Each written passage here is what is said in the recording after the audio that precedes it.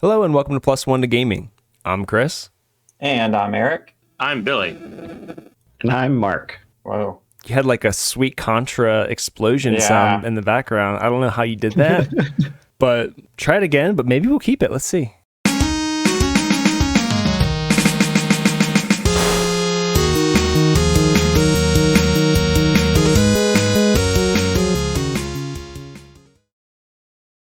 And we are jumping into session 8 of our playthrough of A Deep and Creeping Darkness, Star Wars 5e edition.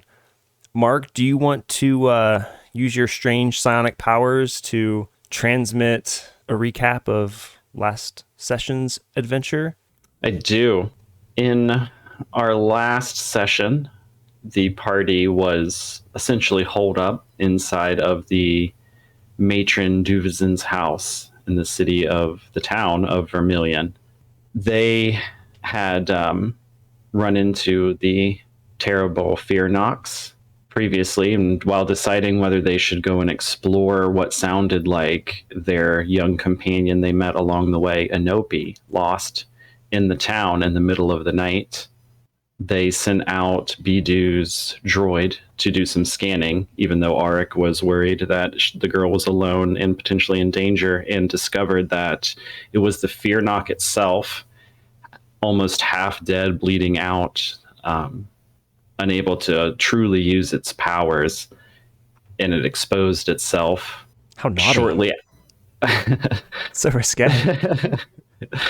And, well, technically, Gupt exposed a lot of its internal organs the session previous. Yeah, he did. So it had no option for modesty.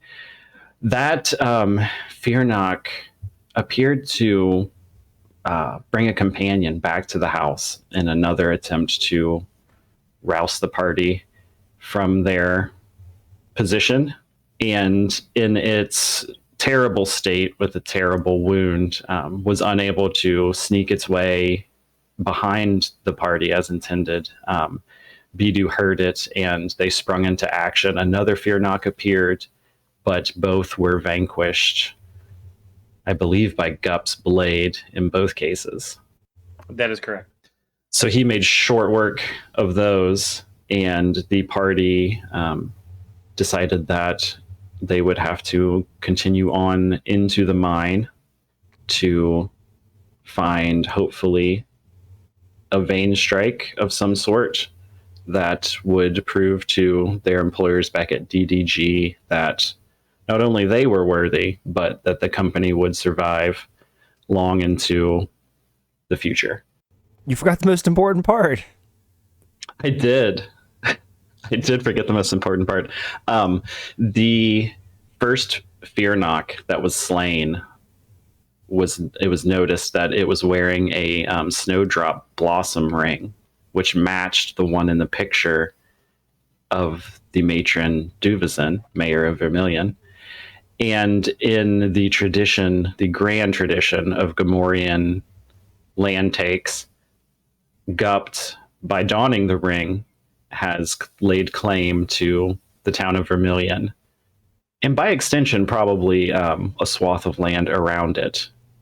Although he's not quite sure, how big this dominion might be. So now he wears, slipped over his left pinky, that fits almost down past his fingernail, a tiny ring with the signet of a snowdrop blossom. He could probably use it as a nose ring or something. A piggy nose ring. Yeah, or maybe like an earring. I assume that's what you meant by the best part. Mm-hmm. Because that might have been the best part of this whole 9-session one-shot. That was the highlight for me last session. Yeah, I did love that. All hail Mayor Gupt. So Mayor Gupt has led his people, his serfs, to the caves. And you know that past the end of the town, the mine tunnel opens up into the mountain. It's dark, it's damp, and you can hear the sounds of dripping water echoing, sounds off way in the distance, reverberating through the canyons of the cave.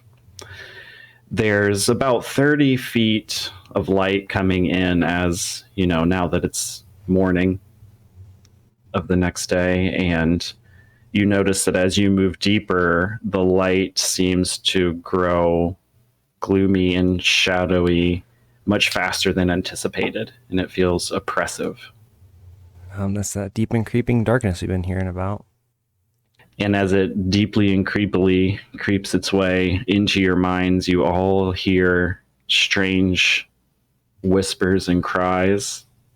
They are the voices of people throughout your lives, randomly calling out to you and to each other. Some sound like they're in terrible distress. Everyone roll a wisdom saving throw as you enter the cave. Oh, hell yeah, I'm wise as hell.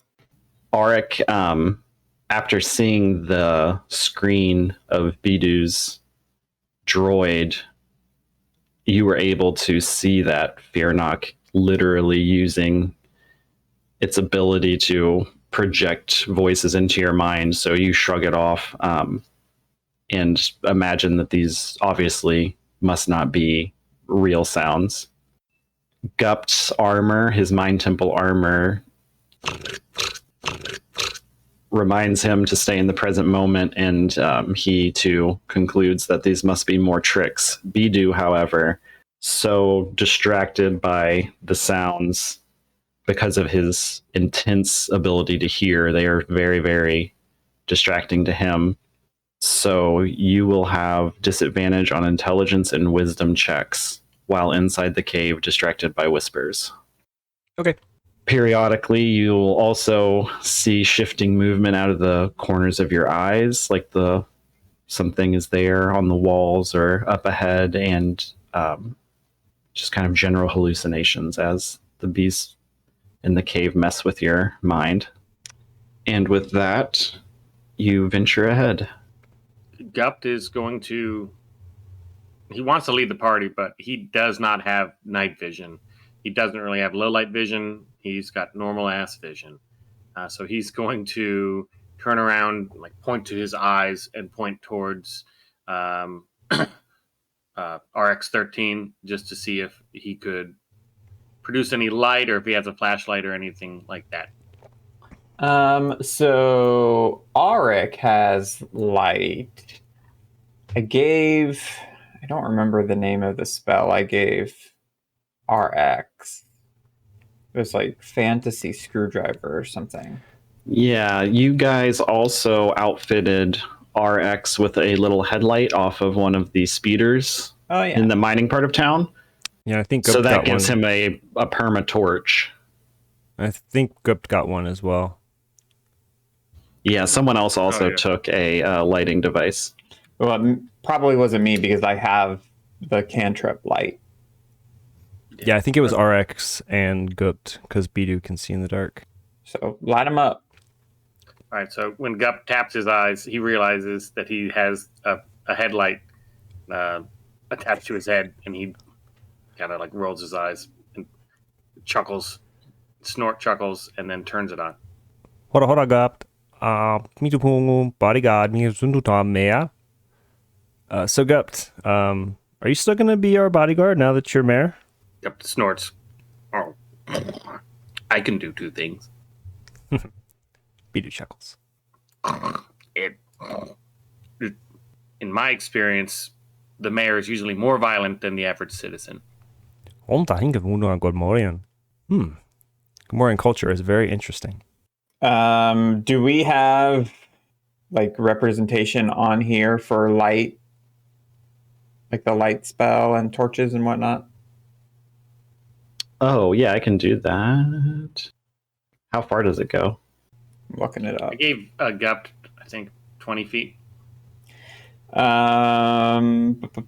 touch an object no larger than 10 feet. Sheds bright light in 20 feet and dim light in another 20 feet. Is the light cantrip. So Auric has that. I don't know what the headlight is, but I would assume it's probably similar. He said it was a torch. Counted as a torch. Okay. Torch just doesn't tell me how. All right, hang on. Yeah, it's 20 foot. the exact same. 20 radius of dim light.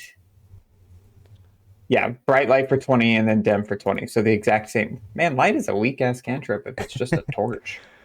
Yeah, it kind of is. Sometimes, but you can cast it on things, which makes it a little handier. Bidu's dark vision is to 60. Oh man. Guess who wants dynamic lighting now, Bill? Right? Oh hey, well I guessed right with my revealing. Can you guys see a little bit of green pathway? Yep. Yes. Yeah, we're good. We can see. Okay, so within the cave, you see that it is a cave, and there's dripping water. There's lots of moss all around. You hear your voices echoing as you talk to each other, and up ahead, you find that the main pathway branches off and continues kind of up towards the northeast. And you see that there's a pathway that seems to go down towards the southwest. Gupt is leading the party, has his axe at the ready, but he's going to turn to Bidu and he's going to tap his where Gup's ears are, and he's going to cup his ear to see if Bidu can hear anything in either direction. Sure. Bidu will take a moment to try and listen with disadvantage. But do you have advantage on? You always have advantage on perception checks from hearing, right? Well, I think I'm also exhausted, so I think it's disadvantage any way you slice it. Oh, okay. Yeah. I'm definitely going to reveal something accidentally on this map eventually. But anyways, We'll roll with it. okay, so you walked up to the fork and you're listening, is that correct? You hear the sound of dripping water, which in your mind reminds you of sometime you had an argument with your mother while she was doing the dishes. So you start to hear you're being chided about, being out playing too late. Bidu looks over at Gup and sighs and shakes his head dejectively. I'm sorry to say, but I can't trust my own senses with the distractions coming from these Fearnocs. Gup nods at Bidu. And Gupt is going to do a perception check, but using his old sniffer. So he kind of thinks that maybe the Fearnoc can play with, auditory and visual hallucinations, but he knows that his old nose never really let him down. So he's going to smell and see if he smells any difference between the two passages and do a perception check. Hell yeah. Awesome. Is that a nat 20? No, Pretty close. He's got a +3. They're green when they're not 20. Oh, okay. Well, either way, it is quite the sniffer. So you walk up to one pathway and sniff quite a bit. Up at the northeastern pathway, the main pathway, you smell a little bit more musty, wet, kind of water dripping from that direction, perhaps. And then to your right, down the southwestern corridor, you smell a bit of decay, and you smell something you haven't smelled in quite a while, but it is pretty distinctive. It's almost kind of a rodent sorts of smell. So Gup turns towards the party. He points towards the northeast. And he, in his best comment, he goes, "Water." And he points down south. He goes, "Rat." I see your nose is as sharp as your axe. Which way do you think we should go? Gup doesn't really know too much about investigating. His thought would be water, just because the water has to be coming from somewhere. And rats don't really, he's never really went out hunting or investigating like this, so he doesn't know. Would I? Bidu will send his droid maybe just a little up a ways just to kind of scout ahead as we move that direction. Although I lose track. Okay. I lose track of it after it gets past this point. So the droid speeds ahead up into the northwestern passage. It comes up. The passage breaks off towards the right and the left. I guess we'll branch off to the right.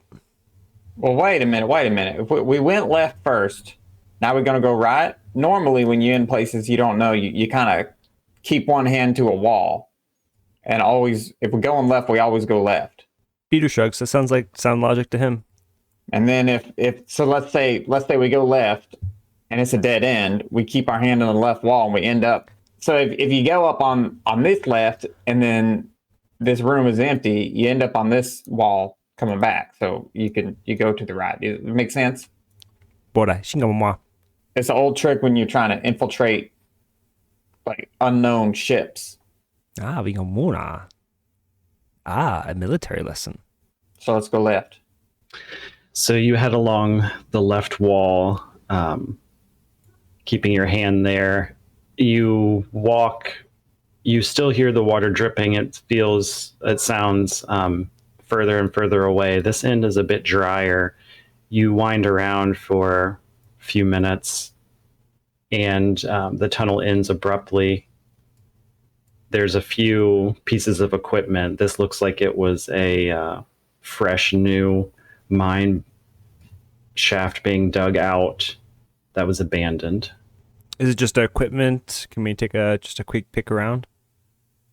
Yeah, it's your standard kind of mining equipment. There's a digging machine meant to bore out larger sections of the wall, and a few carts that would have been loaded with debris and shuttled out to the entrance and emptied. Gotcha. Bota. Dead end. Yep. Bota singhamuimoa. So by your logic, now we continue left again. Yep. Left again. You send your little droid out there. Boop, boop, boop, boop, boop. I forget to manage 2 tokens. I know.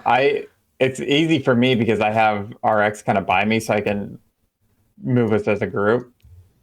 So you come down the shaft, the abandoned shaft following the wall, and the moss grows a lot thicker here, and the water sounds much more present. Like this would be a great place to write an emo song. A perfect place.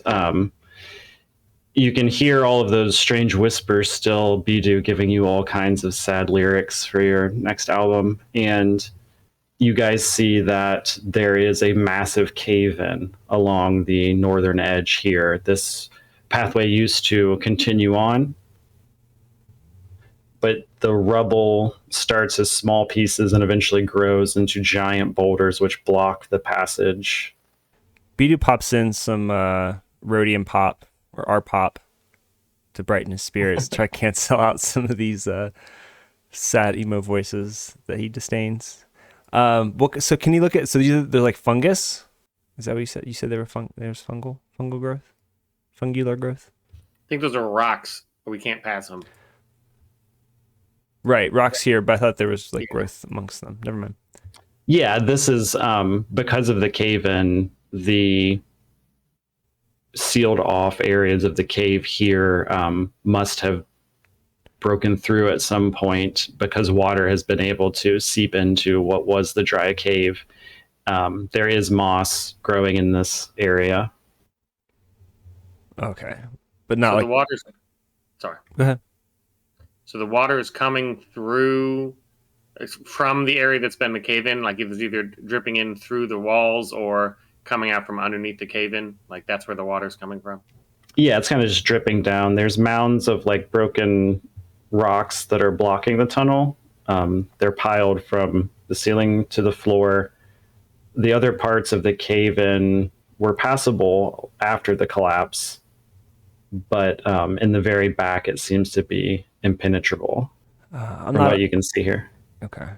I'm not optimistic about this, but just looking at the mouth and like surrounding area, is there any maybe like evidence of what caused the collapse? Like, can you, or I guess like Bito's kind of looking for signs of just rocks slipping out, maybe like the sliding of a collapse, or if it was like a natural thing, or if there was like.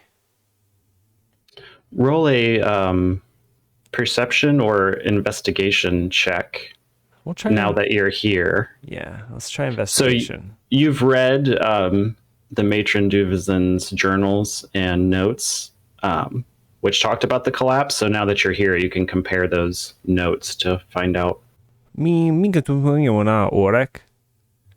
Hey Orek, do you want to help me look at this and see if we can piece together what happened here? Yeah, what do you need my help with? Collapse. I'm trying to chart out and look at these structures here to see what might have caused this collapse. Yeah, all right, I'll help out. And maybe that'll just be like a normal roll then. Yeah. Ooh, it's a natural 20 though. Orek. Yep, look at that thing over there. Yeah, so you can see everything that she was describing in her journals and notes, comparing it to what you see here. You see that there's some equipment that was apparently like right up against the wall when it collapsed, buried underneath there. You can see that it's very unstable, this area, and could be cleared out potentially, but it would be at risk to anyone attempting it, and would probably require some heavy machinery in the long term. And overall, you can tell that everything matches up with this being a tragic accident that happens at mining sites. Someone must have made a bad move and made this area unstable, bringing it down on their colleagues. BU logs all of this into his data pad for their exit or for their debrief.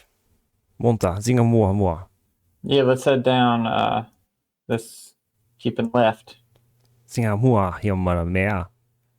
After the mayor. May his prominence go first.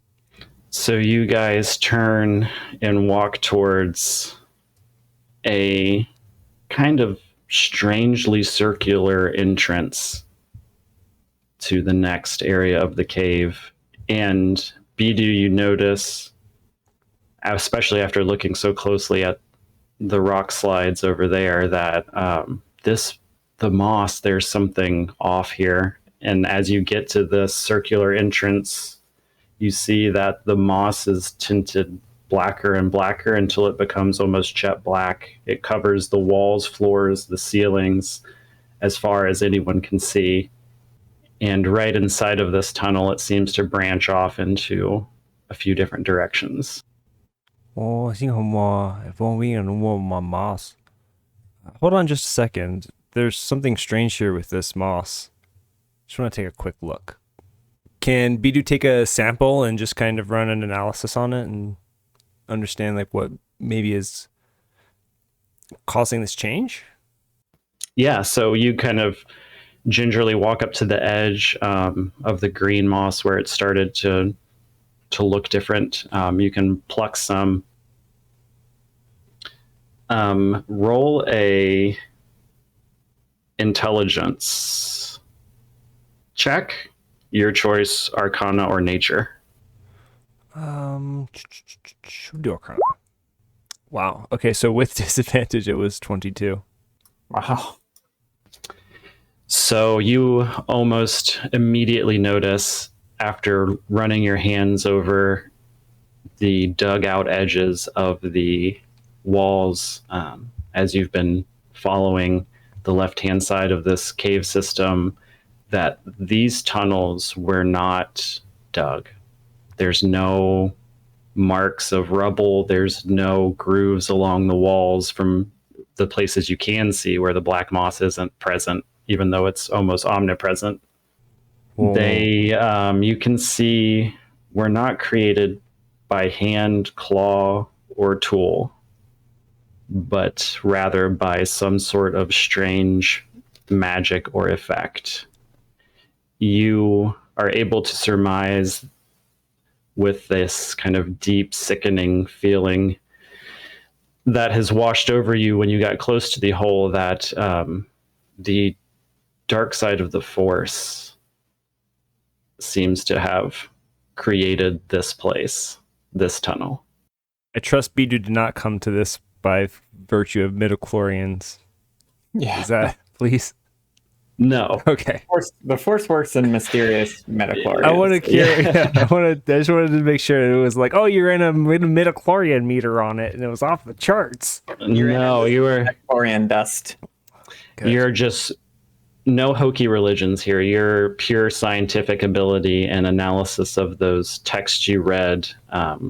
When the Mayor Duvazin asked, "Is there dark forces at work here? Could this be the answer?" Bidu's answer is yes. Listen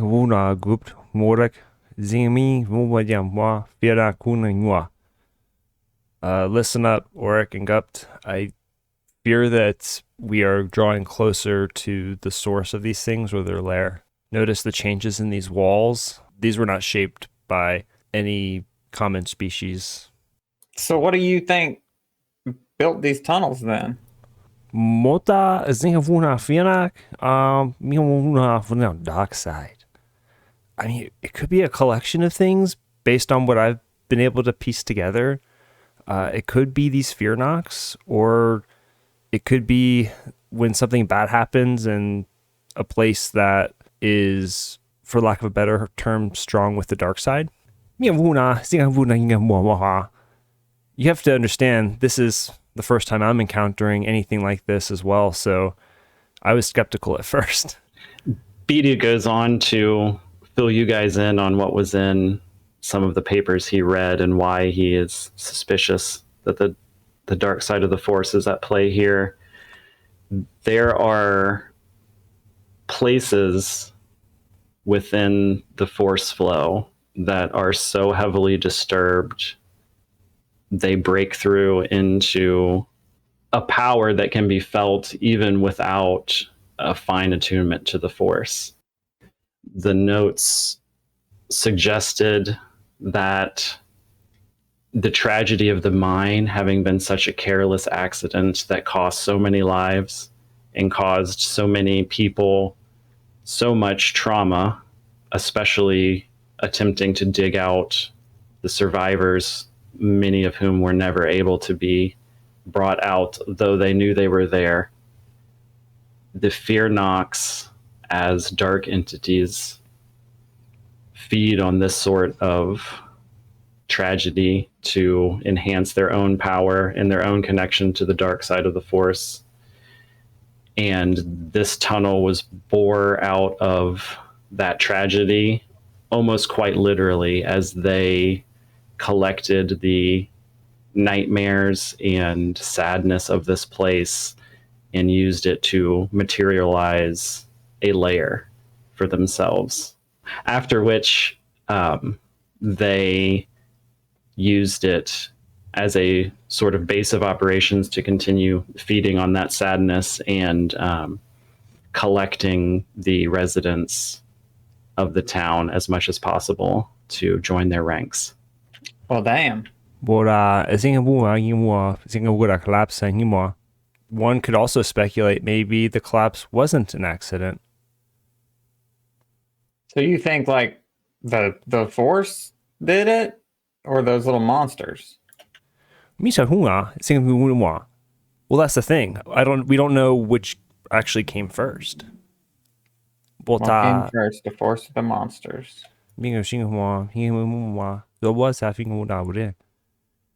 Yes, but possibly if somebody who was doing research and knew that this area was, strong with the dark side, and they caused the collapse, they could have intentionally sparked this event even, or it could have just been happenstance.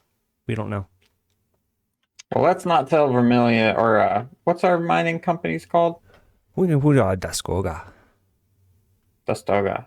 Let's not tell them about that. They may not pay us as much if we give them a haunted mine. Peter gives Auric a sly wink. Ship. I've done the same technique when I've sold less than reliable starships. Buyer beware. All right, shall we move down these caves? Yeah. Right past the circular entrance to the mossy black lair, there are, I believe, 3 pathways. One headed northeast, southwest, and then kind of southeast. That looks right. It's hard for me to tell with the overlays. But I do know for sure, once you guys enter into this circular area, the sound of dripping water stops entirely. It's muffled out as you walk further in, and you feel a sense of claustrophobia overtake you as all sound seems to be dampened to within just a few inches of your face. Fearnoc. The loudest sounds you can hear are not your footsteps or your equipment clattering or even RX. It is the strange whispers in your head. Secret word. Before we continue any further, Auric and Gupt, maybe we should establish some kind of like secret word. Just in case they get inside our heads. Can Gup hear this talk, or does he just see his mouth moving? Yeah, you can hear each other. It's just a general sense of, the sound is very dampened in here. But you're not like silenced or deafened or anything. Like what kind of word are you proposing?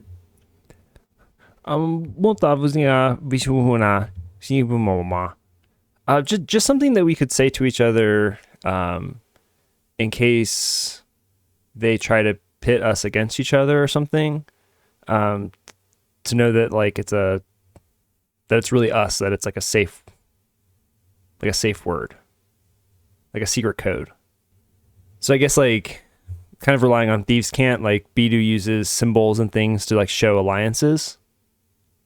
So his thinking is, they can betray our senses in certain ways, but if we kind of establish something that like a certain like phrase or sign or symbol or word or whatever to show each other that like, that it's really us, like if they try to pit at these creatures with their insidious ways, or to say like, hey, like you can trust me, like if like calm down, you can trust me, this is the sign, and like, oh okay, yeah, them being tricked, to kind of help each other out. That was his line of thinking. You got one in mind? Well, not really. What about like, trust me, I'm your friend. I promise I won't kill you. It's exactly what I would say if I was trying to trick someone that I was trying to kill. Yeah, I guess you're right. Well, it's got to be a word we don't use normally. Gupt. How about something that you come up with, Gupt? I feel like that would be a thing that most people have not heard. Gup thinks for a second of something that he would not say all the time, or nobody would really hear. Something that he would never, that people would never think about for him to say is that I wish I was a Twi'lek. Bidu bursts out laughing. That's perfect. Thanks, Gupt. Sorry for that little delay, but thought it'd be good to establish some safety protocol. Shall we continue? Yeah, let's get at it. Gup holds out his left hand and points towards the northeast passage. It's really skinny, but we might as well check that one first. Yep. Can I see that the dead end's pretty close? Yeah, let me reveal some things here. Are you all guys all just like marching together? Yeah. It's not end close. So, without much trouble, you continue down this mossy tunnel. Off to your left, there's a little offshoot where you're at right now, Gupped, and then it continues down, and you see there's kind of another fork coming up ahead. There's nothing in that offshoot, correct? It's just rubble. It is just covered with a thick area of black moss. There's nothing notable there, no. Right, so when Gup gets to the next fork, he'll stop and scout out both directions. Kind of in general, what we're going to do is, we'll just keep going until there's another fork. Go slowly in formation. Yep. Let me reveal some more here. So from here, you can see that you've come to, a sort of a T shape. Still, everything is oppressively quiet and covered in black moss, almost seeping with gross. Yeah, we're just going to keep going, following the left wall around. Yep. So as you guys walk down the cave here, Auric and RX are kind of bringing up the rear, and you hear a sharp whistle as you pass the cavern that you chose not to go down, almost like a big gust of wind or something. Misahura. Bidu just tells himself, it's just the wind. Okay. Gup doesn't want to stray from the plan as of right now. He knows that they're trying to get into their heads, and don't let things like that throw him off. So you find a cavern off to your right. It opens up into kind of a larger area. It's got the ceilings go from maybe 7-8 feet tall up to maybe 15-20 feet in here. A similar area covered in black moss. There's some big rocky protrusions and things here, like a little bit maybe more of a more natural kind of cavey area. And you see that up ahead, peeking around a corner, there's another fork coming up, perhaps. And the sound of wind again whips once. Seems like we can't get away from that wind. Bidu, roll a perception check. 6. Yeah, you hear the wind, and it does seem troubling to you. And yeah, that's about it. With the 6, that's all you get. Troubling wind. And you hear what you already heard. I heard it. Auric, what's your passive perception? It is... Oh, that's RX. 14. So Bidu, as he's passing that larger area, stops for a second, thinks he's heard the wind, and mentions it offhandedly. And Auric, thinking about it, takes another step back and swears that she heard more detail to the sound. It sounds just like a Fearnoc pulling its body out of the shadows. All right. Which way did we hear this? From inside of this larger room. This room don't look large to me. Well, it's larger than the hallway you were in before. Taller, anyway. I figured out how to change my ring. Okay. I relay that information to my compatriots. Y'all, I think I hear one of them Fearnoc coming out of the shadows down this tunnel. Or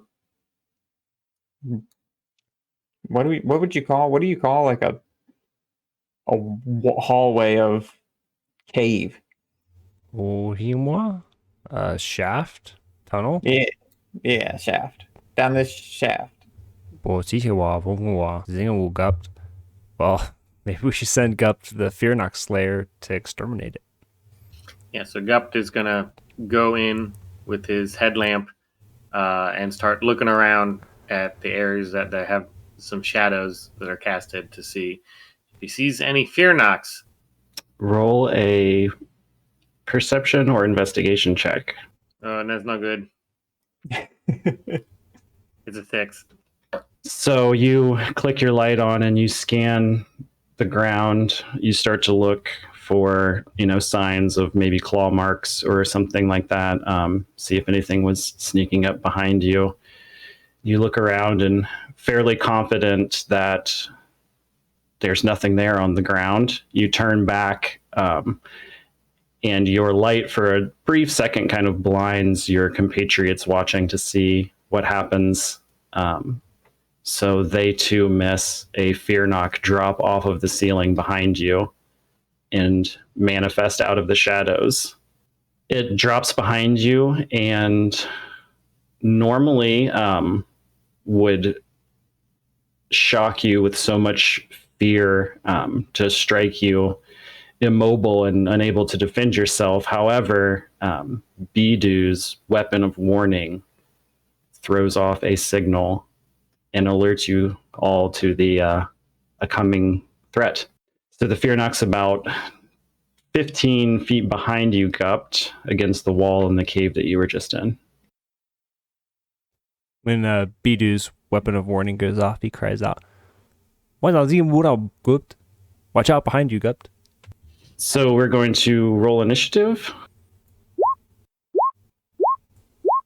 The second one was for Bidu's droid, and it's -2.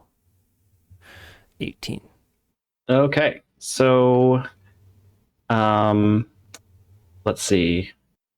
Auric is up first, I believe, and then we have after that Bidu will be next up with the droid, and then Bidu himself. Gotcha. And RX goes on my turn as well. So I am going to pull my blaster and try to shoot it. Do it. I forget. So I click blaster. And then I click Yes, blaster. that hits. So then click the word blaster. There you go. RX is going to charge. Oh, he has to spell save my charge. Okay. So your expert blaster skills, you shoot right past Gup's shoulder and hit the Fearnoc. You can tell it's a solid hit, although from this distance you don't see quite how badly it's hurt. But you hear it scream out in pain, even though the sound is muffled. You can still hear a yelp. So the droid charges up his rotors and charges in, and the Fearnoc leaps up, grabbing onto a rock in the wall, and he misses, slamming himself up into this corner over here. And RX, beeps back a message. This thing is fast. I don't think he's hit once. Pull your weight, RX. So the Fearnoc is going to rush Gupt straight ahead of him. It leaps off of the wall, almost making it the full length of the 15 feet from that one push, and then slides towards you and brings a claw slashing down with a 14 roll. That is a miss. So it overjudges and glances a blast off of your armor, and it dashes back and clambers up onto the wall again. And Bidu, it is your turn. You said that the droid goes first? Yes, he got an 18, I believe. Cool. The droid will fly over to this area. It's going to hold its action, I think, to help for the moment. Help Gupt on his next attack. And then Beetle will just kind of take aim and shoot a dart sapping sting at the Fearnoc. It has to make a 13 con save. It does not make a save. Okay, so it takes 1d4 3 damage, and it falls prone. Okay, so you shoot it right in the leg that's clinging to the wall, and it falls, lets go, falls down, clashes to the floor. And then he kind of steps off to the side, wraps himself in his cloak, and uses cunning action to hide. Okay. Do you stealth check that? Yeah, I can roll a Yes. stealth check now, and then that's what you use to like check against as things detect, is my understanding. Yeah. So okay, let's roll that stealth. Although I mean, actually should roll that with normal because I have advantage on it, but it gets erased by the exhaustion. So 14. And that's the end of Bidu's turn. Okay, so it's up to Gupt now. So this thing is prone in front of him, right? Yeah, it fell down in the corner of the cave. So Gupt is going to turn towards his compatriots and warn them to look out for others as he calmly walks over to the Fearnoc, takes out his axe and just chops wood at his head.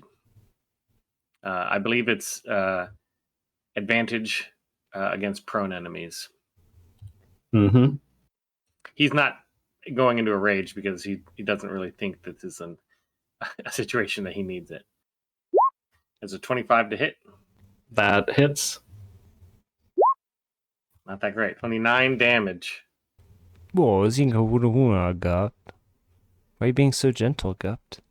Yeah, Gupt walks over. He sees it, a bit stunned on the ground, and perhaps with a bit of hubris, he saunters over and is sure from his last 2 experiences that he's going to cut this one straight in half, and he brings his axe down, and it hits with a great force, but hits a bony protrusion or something, and only makes it about halfway through, as far as he was expecting. And the Fearnoc shudders and screams in pain, but does not die. And Gupt is not moving. He is blocking this thing from his compatriots. Hold on just a second. Okay, so, yep, that is the end of Gupt's turn. We are back to Auric and RX. All right. Same shit. Same show. I want to shoot it. I always lose my clickable. I have to reopen it. I think I hit X every time I'm done. Job well done, boys. 14 to hit. You bring your blaster to level, and Gupt, trying to pull his axe back out of the beast, is kind of shifting side to side, and you can't get a good shot. You take one, but it misses wide by an inch or 2. All right. And now the thing is not right next to RX, correct? This. He's 5, 6, 7 feet away. Okay, so he's what, 5? Yeah, he can charge. So spell save again. The Fearnoc rolls a 1. He's pinned by the axe. Even if he could get up, Gup could easily hold him down with a foot at this point. So he's unable to move, and the charge connects with great force as RX comes flying across the cave. So I believe the charge only... Hang on. Let me go to my desktop. I think the charge knocks him prone, but then he does that slashing damage also. Which was a 5. Yeah. No, the target takes an extra slashing damage. Yeah, so slashing damage and knocked prone, which he was already prone anyway, correct? Yeah. So he hits him so hard that he flops to his other side. So he's prone on the other side of his body now. And you hear the thunk of the connection metal to bone and sinew. And the Fearnoc is still struggling a bit to get out from the weight of the droid and axe. Movement at all, or would you like to just stay where you're at? Yeah, I think I'm going to stay where I am. I've got a clean shot at it, but I'm not. Yeah, she likes this position. Bidu hears the sick sound of Fearnox materializing immediately behind him. As he turns around, another has come out of the shadows and is creeping up. It's going to make a slashing claw attack across your back. I'm assuming it detected hiding. Do what? Well, no, I was just because I was hidden before. I'm assuming it detected Bidu. Yes. Okay. Yeah, sorry. I'll double check though, just in case. 14 was his stealth. Yeah, yours was 14. Yeah, so he was, as a creature of shadows, he was able to see you using his own kind of skill set and sniff you out of the shadows. His attack lands with a 20. Yeah, it definitely hits. So you feel the sharp sting of claws rake across you. So you take 6 points of slashing damage. 1, 2, 3, 4, 5, 6. And roll a Constitution saving throw, please. Oh, I forgot about this. As you feel the Fearnox poison seep into your bloodstream. 10. It, you look down and see the color of your skin change to a strange hue of light lime. And you feel your body start to tense up and a paralysis comes over you. We're about to die in this. You are paralyzed for 1 minute. The Fearnoc on the ground stands up and it takes a slash at RX, who's kind of pinning it down and is the last thing to hit it. That's a 20. Yeah, that hits. So RX takes 7 points of slashing damage. The Fearnoc that appeared behind Bidu, RX, you see, it grabs him across his chest from behind, and it begins to drag him back up the pathway that you came from. Gup, we gotta hurry up and kill this damn thing. We got one that took Bidu. Is it my turn? Yes. It is your turn.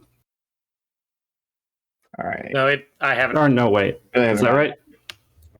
Sorry, what'd you say, Bill? I went after. Yeah, I haven't gone yet. I think it was the. I'm sorry, we're at Bidu's droid and then Bidu and then Gupt, I believe. Yeah, that's what I was tracking. So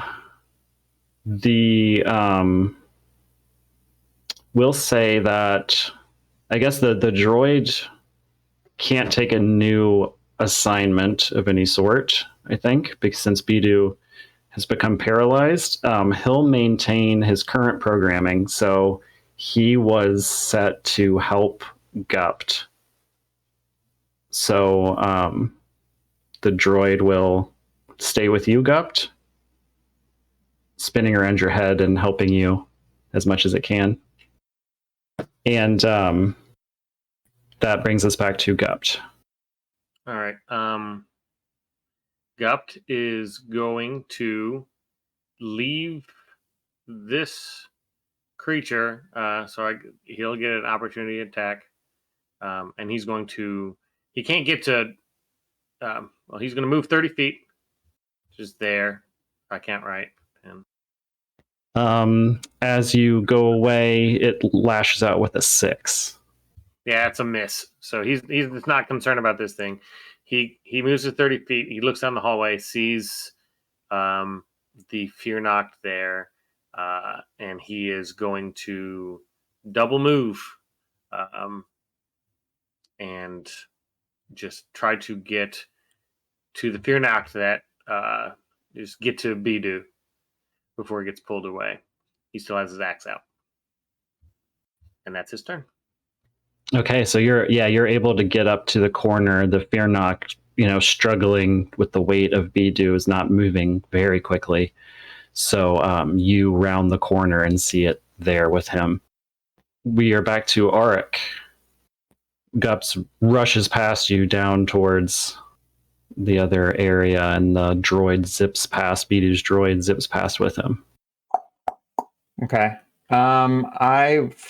I don't know where this thing is taking him. How is the one that RX is near? How's it looking? It was able to stand back up, but you can see that it appears to be using the rocks and the walls almost to prop up its own body weight as it kind of sinks around, searching for darkness and somewhere to hide, get some sort of advantage. It's in really bad shape. All right, I think RX and I could probably take this thing out this round if we hit it. I want to blast him. Hang on, let me get back to I'm on my spells page. Core. Shit. So the Fearnoc, as it's slinking away from RX into the darkness, you can't get a very good shot. You take a shot, it lights up the cave for a brief second, and you can see that it was not where you thought it was. Yeah, that's a 1. So then RX tries to get at him. And probably doesn't hit either. RX lashes out as well, and the beast seems to have disappeared into the shadows. He can't find it. All right, then I will move. Is there any way I can squeeze past these guys? Which guys? Your guys? Yeah. So I want to It's get not here. that narrow of a cave. Yeah, you can move through spots with them. Okay, yeah. I don't know if this is a good idea. I've tried. So here's my train of thought. I want to, if this Fearnoc is dragging Bidu, when he drags him past me, I want to get a fucking opportunity of attack. But if he hits me and I become paralyzed, then it's only gupped. Yeah, so if you run past all of them, he will get an opportunity of attack as you try to get a flank on him if you go this direction. Is that true? I think he'll only get it if I leave his radius, not when I enter it. I will never be out of his 5-foot radius. That's a good question. Let's see. I believe I'm correct. Yeah, so it's only if you leave his area, not just a threatened square. So you can move around a creature, but you can't leave the area. So if he backs up one more step, I will get an opportunity of attack.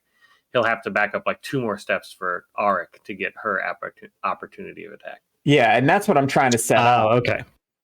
But right, so if he attacks me instead of moving, then we could be up shit creek.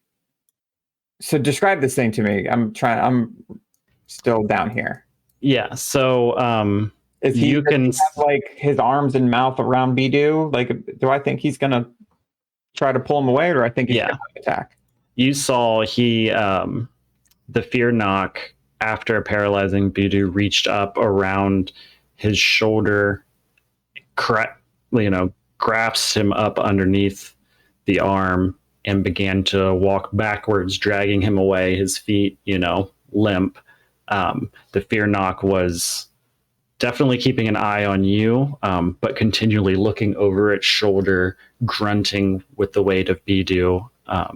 It seemed to be making a attempt to get away from you.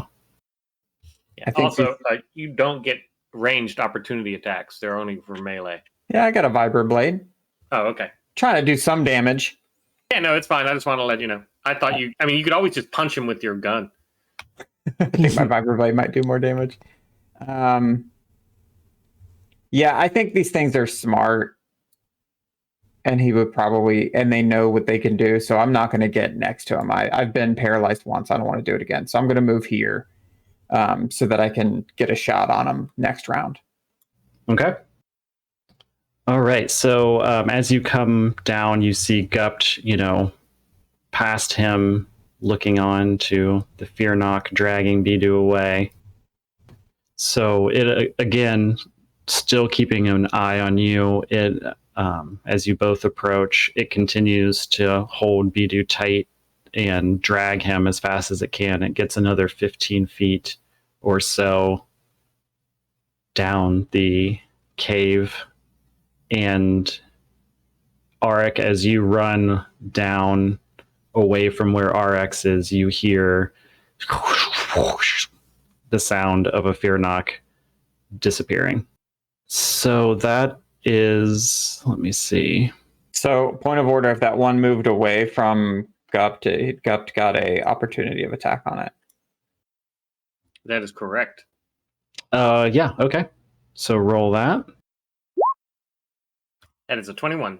You get To hit. advantage on the attack because the droid will help you. Oh, yeah.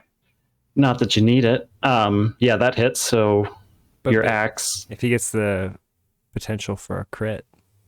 Oh, well, that's true. Yeah, so it's probably worth it. So close, 19. So Oh, for 26. Damn. For 12 points of damage on this Fearnoc. Okay, with great martial expertise, you manage to finesse your blade. Rather than swing it at full force, you kind of jab with it and then spin it sideways to inflict some damage, and that way you can avoid striking Bidu. which Bidu appreciates. Right, so I guess Bidu can't do anything. His robot's still helping me out. That other Fearnoc disappeared, but I don't know that. So I guess is it my turn? Yeah, right? You got your opportunity of attack from when the Fearnoc went, then yes, it is you. Yeah, so I'm going to run up. I can't really stand on Bidu's. I mean, I can, but I don't want to. So I will run around behind it to block its path, and then swing my axe down at this creature. He's not going into rage because he realizes that he needs to have like critical thinking and sharp. He needs to be sharp in his brain, and he knows that when he goes into his rage, he doesn't have that. So he's tactically staying sober. I don't know what you call level-headed. So that is a 20 with the assumption that the droid still gives me advantage for with aid. Yeah, he's just going to hold his aid for as long as Bidu can't give him a new directive. So 20 definitely hits. And he swings his axe down for 10 points of damage. So you've moved around him. You can get a much, better bead this time. So you bring your axe down and you see it shudder and fall, kind of stumble to one knee. It's still holding on to Bidu as tight as it can, but that was a solid hit. And you can see that it's struggling. We go back to Auric at the top and RX. All right.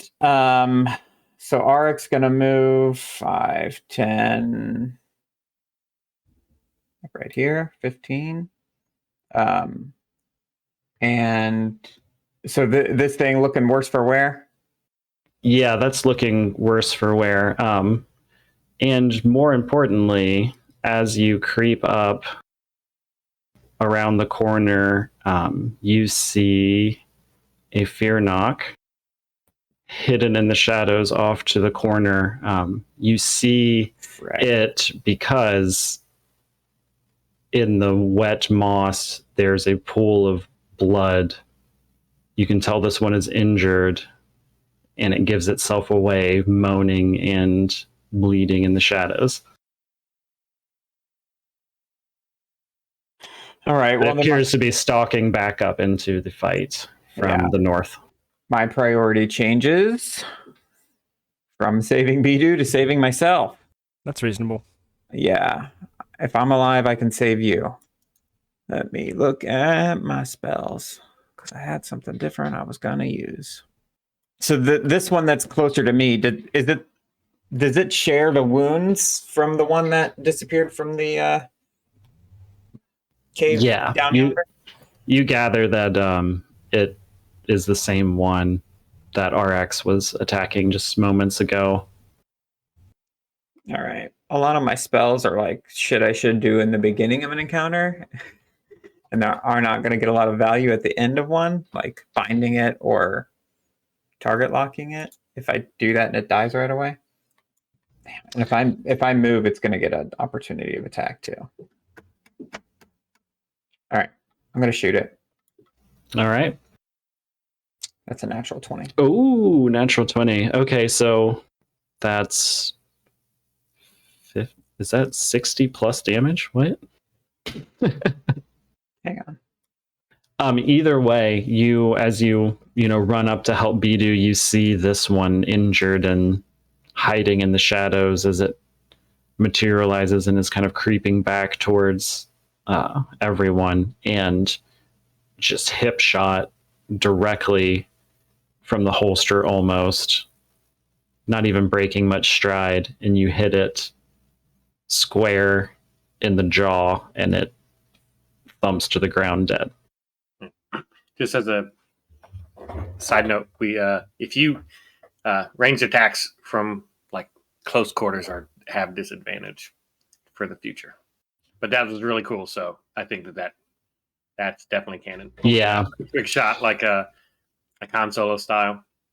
Well, this one was trying to stealth, and RX like passive was higher, so it's kind of, we can say she shot from a distance as she was running up to it. It's kind of like she almost stumbled upon it, trying to be sneaky, and expertly takes it down.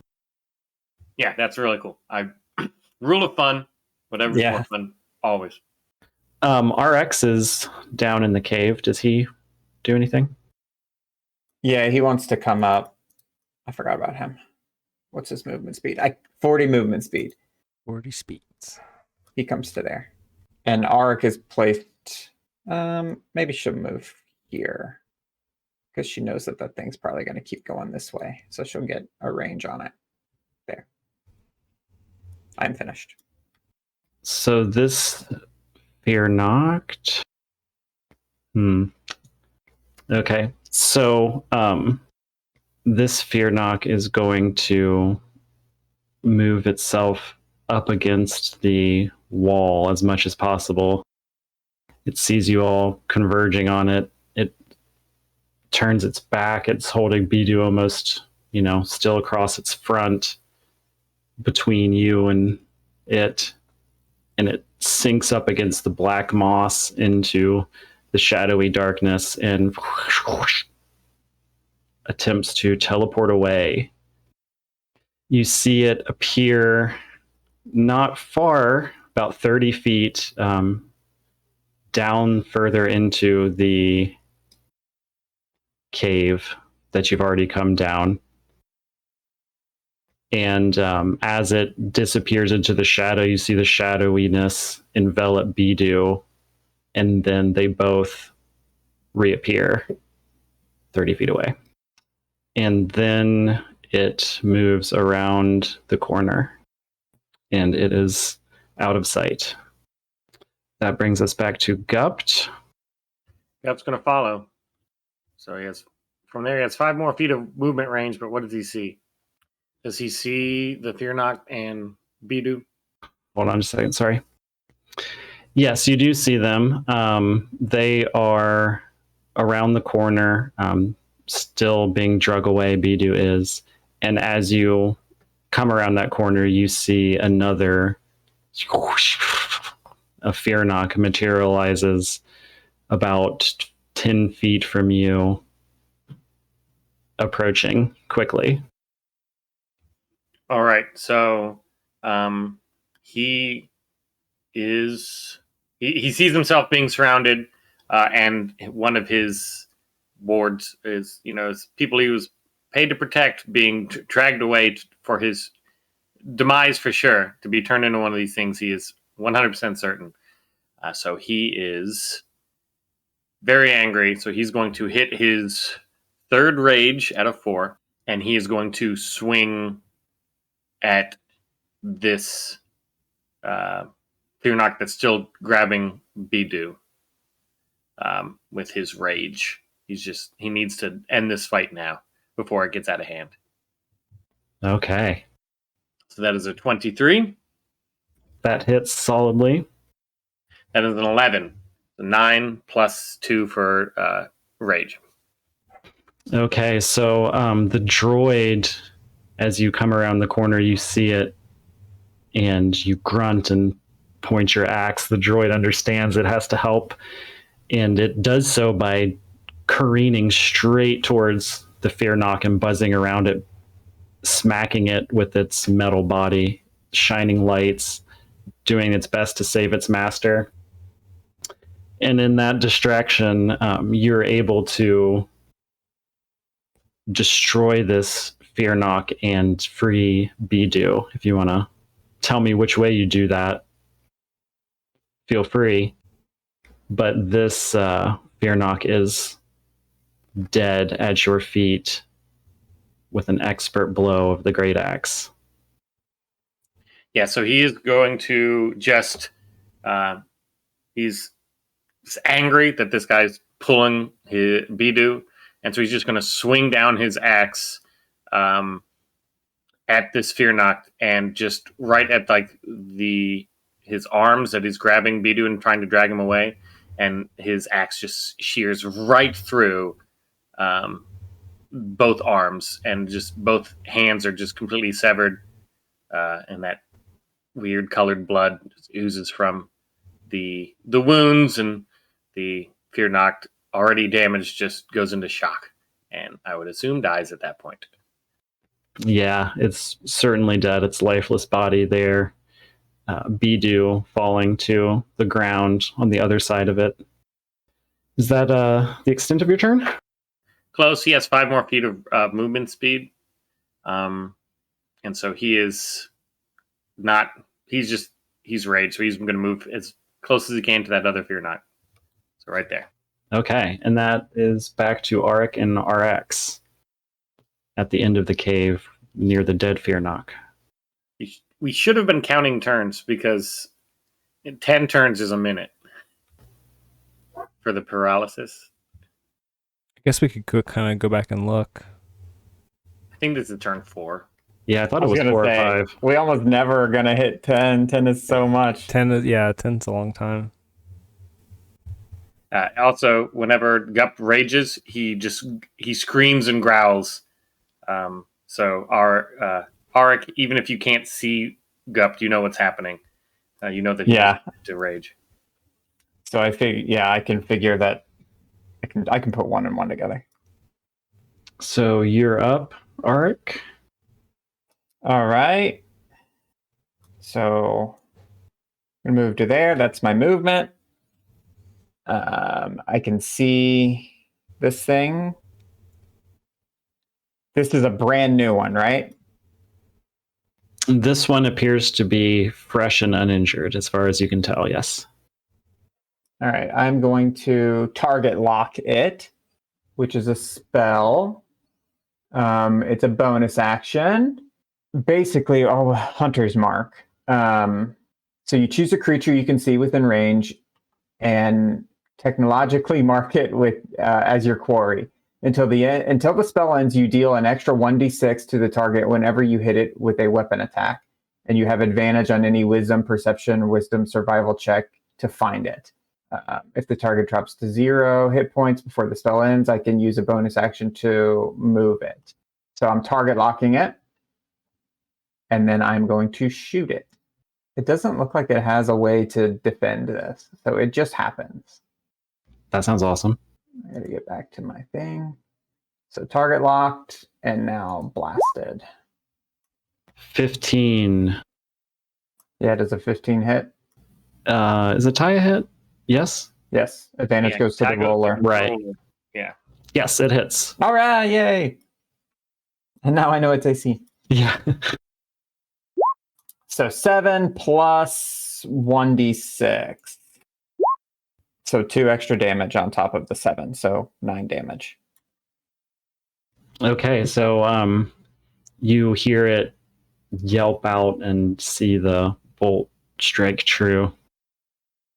Anything for RX, or is that all? RX moved, and this thing is out just 1 square out of range for his charge, so he can't do anything else. Okay. This Fearnoc clambers up the wall, attempts to squeeze past you, Gupt, and it runs over, pounces onto Bidu, and tries to pick him up. So as it passes by, you can have an attack of opportunity. Yeah, because it's squeezing by me. Yeah. Yeah, Yes. There's a 19 that hits. for 13 damage because he's still raging. So as it jumps up onto the ceiling, its claws holding on to the rock and moss and everything, you're able to swing your axe up and it runs by, but you can almost hold it in place, and it rakes its body across in the small area. It's able to get past, and it falls down onto the ground and kind of stumbling scoops Bidu up and moves down the cave. I think he gets about there. So as that Fearnoc drags, stumbling himself, bleeding quite a bit up, you see another step out of the shadows, and it reaches out and grabs Bidu by his other arm. It appears they both together plan to drag him away now. You can see this newest one that appears. It's a bit bigger, not by much, but you get the sense that it's perhaps an elder of some sort, as the other almost hands Bidu towards it.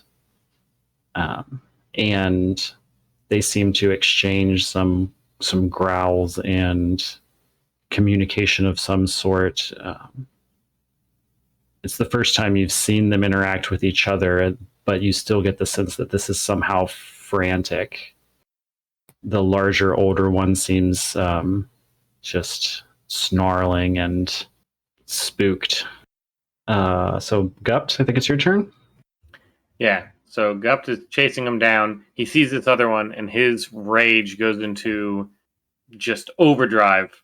And he goes. You've never seen him this angry here yet. So he uses this path of the berserker trait, and he's going into a frenzy.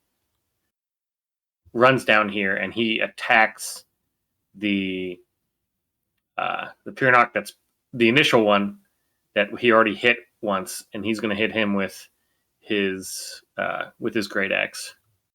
What is frenzy? Describe it to me. So when you go into frenzy, when you rage, if you do so for the duration of your rage, you can make a melee single weapon attack as a bonus action on each of your turns after this one. But I will suffer a level of exhaustion when my rage ends. So he's going to do 2 attacks this round. He's going to attack the first one, and he's also recklessly attacking. He has advantage on all of his melee attacks this turn, but everything has advantage on him as well. He is just all assault, all offense right now. So at 22 Hits. for 13 damage on the one that the first one. It goes to hand off Bidu to the other, and as it does, opens up its whole body for a direct hit, and you're able to slice it down its spine, kind of almost, again, cleaving it in half. It falls dead. Gup then turns towards the larger Fearnoc, and he just steps out. No defensive position, no anything. Just looking for as clear of a shot as he can, and he swings down his axe at the larger Fearnoc. 21 to hit. 21 hits. For 13 damage again. So in this crazy melee, this almost baton-like handoff of Bidu's limp and paralyzed body, from Bidu's perspective, he can still see and hear. So he just sees these mess of terrible Fearnoc parts carrying him around, his friends trying desperately. Even his droid seems to be frantic, trying to help. And as he feels himself being hoisted from Fearnoc to Fearnoc, Gup smashes it and splits it in half, and he's dropped onto the ground on top of that dead Fearnoc, and Gup is able to get another clear shot now that the larger Fearnoc isn't blocked by Bidu's body, and lands a solid blow, causing it to scream out in pain. And Bidu sitting on top of the body, he's looking down into kind of the pool of blood forming over him, and it kind of drifts by, and some of it slips up into his little proboscis. You feel yourself kind of coming back to. Ew, it got in his mouth? Yeah, as you're laying on its dead body, a little bit goes in, and you instinctively swallow, and now you feel your fingertips start to come back, your suckers are working, the sound starts to feel more present, and your paralysis seems to be gone, but you are prone, face down on top of this dead Fearnoc. So is it Bidu's turn as well? Or is it just that he came to? Yeah. Let's see. Gup just went, right? Yes, I did. Yeah. So Bidu, you would get a turn here, I believe. Now that you're coming to. My gut reaction feels like Bidu would just pretend to stay paralyzed for the moment. Yeah, so actually I think Bidu is going... Yeah, I think Bidu is going to hold his action for the moment as he kind of regains his faculties and kind of gets a better sense. But like, if he was stiff and rigid before, his hand just kind of like slowly over the like few seconds moves to his blaster, but he still stays like stiff and rigid for the moment. And he's going to hold his turn. And I'll just, because you can hold and just say when you want to go, right? Yeah. In terms of combat, yeah. So he's just gonna hold before Gup goes again. Okay, so that brings us back to Arc and RX. All right. 5, 10, 15, 20. 20. There. I'm gonna move there, and I'm going. Oh wait, this one's dead, right? Yeah. Yeah, Gup is leaving a trail of dead bodies in his wake. Hey, I killed one. Sounds like classic Gup. Classic Gup. I am going to. I'm gonna use. Oh fuck! So I have to target lock because I have to use my bonus action to move from the dead one to this new one. So my other spell is also a bonus action, so I can't use that right now. Also, but now this one's target lock, so if I hit it, I get an extra 1d6. So good to know. Yep, I'm gonna blast it. Pew. I rolled a 26 and I did 9 damage, and then I did 6 more damage because he's target locked. Ooh, full roll on that. Yeah, fine.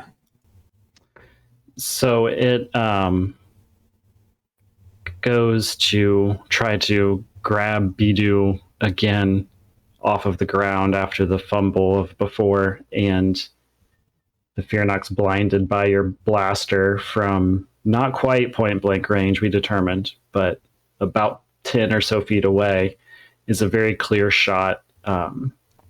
You shoot straight over, placing a bolt right between its horns, and you see it wobble its eyes blink out and its body slumps over top of Bidu, who is now in a Fearnoc sandwich.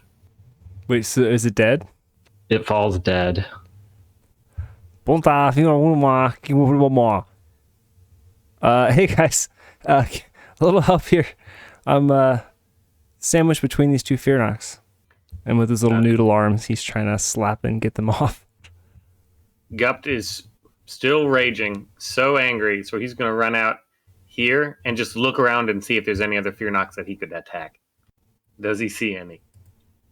You see about 300 or 400 Fearnocs clambering up the walls. No, he sees nothing. All right, so... And you hear nothing. That's muffled and calm. And after a few moments, you hear those goddamn droids in the distance. Oh, those Zerka droids. I had some barking in the background too. After a few moments, you hear the whispers quiet, and it's almost imperceptible, but you all realize that there's no longer the faint whispers of loved ones and long lost people of your life in your head anymore. Gupt calms down. You see him starting to breathe a little bit less heavy, but as soon as he does that, you see like his shoulders slump and he is exhausted. One level of exhaustion, to be exact. Well, Gupt, I think you have definitely earned your title of mayor, as Bidu kind of looks at all of the dead Fearnoc that are strewn about. Gup nods, smiles, turns towards Arik, and nods to her and says, "You sheriff? Good shot." I'll be the sheriff in your town.